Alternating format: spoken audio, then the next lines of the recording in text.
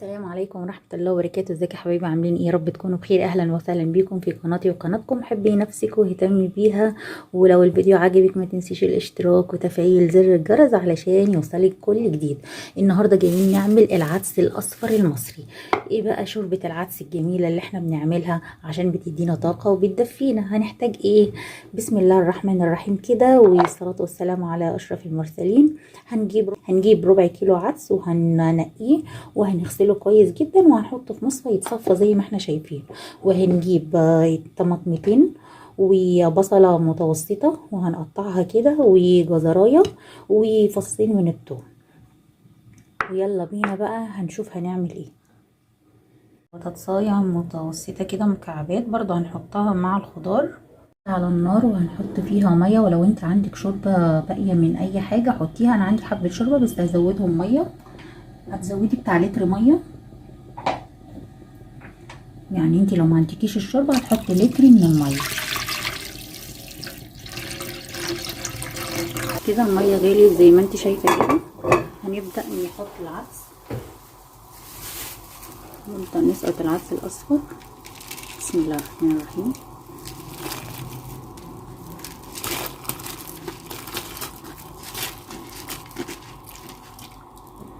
وهنبدا نحط الخضار اللي احنا قطعناه. هنحط فصين توم، كل ده ما تقلقيش منه لان بعد كده هيطحن. فصين توم والجزر والطماطم والبصل هنبدا نسقطهم.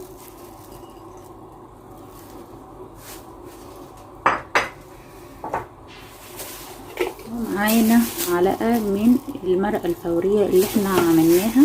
اتفرجي على الفيديو لو ما اتفرجتيش عليه هتعجبك جدا. كده احنا سايبينها لما العدس يستوي وكل الخضار يستوي، وبعد كده هوريكم هنعمل ايه. ادي كده شكل الحلة فيها الخضار اللي هو البصل والبطاطس والجزر والثوم والطماطم. هنسيبهم لما يستووا خالص ونرجع لهم. كده الخضار استوى، واهم حاجة تشوف البطاطس، يعني البطاطساية لو استوت خلاص كده يبقى نطفي عليها ونبدأ بقى نضربها. عندك حلين ممكن تعمليهم فيهم، يا اما تضربيها بالهاند بلندر وهي سخنة، يا اما تستني لما يبرد خالص وتعمليه في الخلاط. معذرة بقى علشان البخار. زي ما انتوا شايفين كده، شايفين الخضار كله استوى زي ما انت شايفة. هنبدأ بقى نضربهم ونرجع لكم تاني. نبدأ نضربه كده بالهاند بلندر. بسم الله.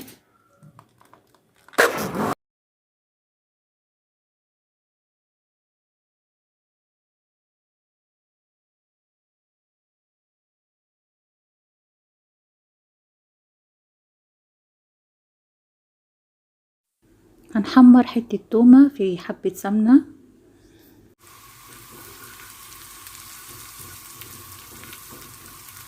حط معلقة كزبرة ناشفة،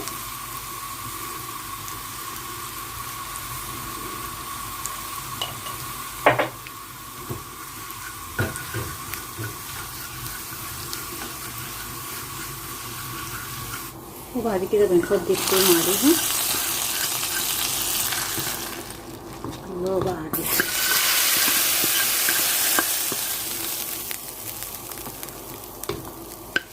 بتحطي الملح بتاعك،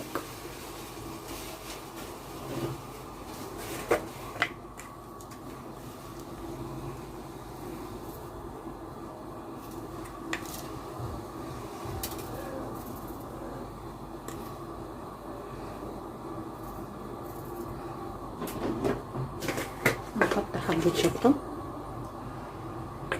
بنحب الشطة.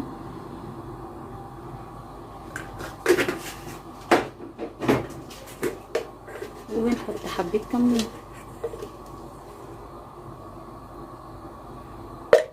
ونقلب بقى الكلام ده. حبة عدس بقى ايه يعني يستاهلوا بقكم والله.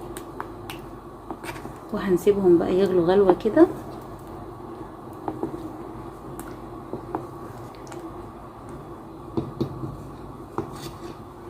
وهنروح للي بالشعرية، هنسيبها تغلي غلوة.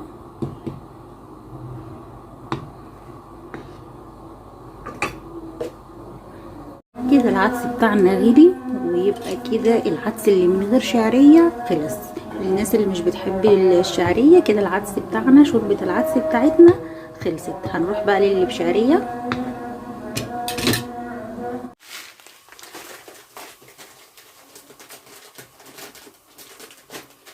هنحط حبة شعرية ونحمرهم،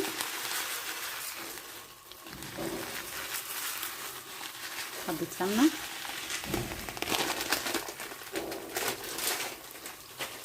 حطينا حبة سمنة وحطينا عليهم شعرية. في ناس بتحبها بالشعرية وفي ناس يعني مش بتحبها بالشعرية. احنا هنعمل دي وهنعمل دي.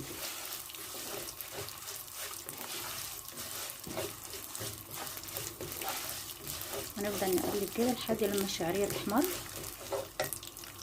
الشعرية احمرت، هنبدأ ناخد كده. الشعرية احمرت، هنبدأ ناخد من العدس اللي احنا عملناه اللي من غير شعرية ونحط عليه. بسم الله.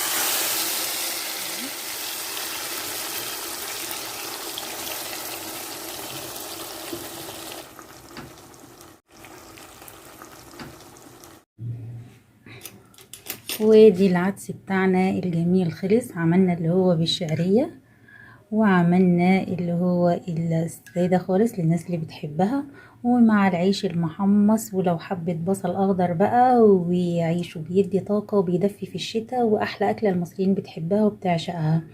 ولو وصلت لهنا ما تنسيش الاشتراك وتفعيل زر الجرس علشان يوصلك كل جديد، وبالهنا والشفا. احلى شوربة عدس ممكن تاكليها.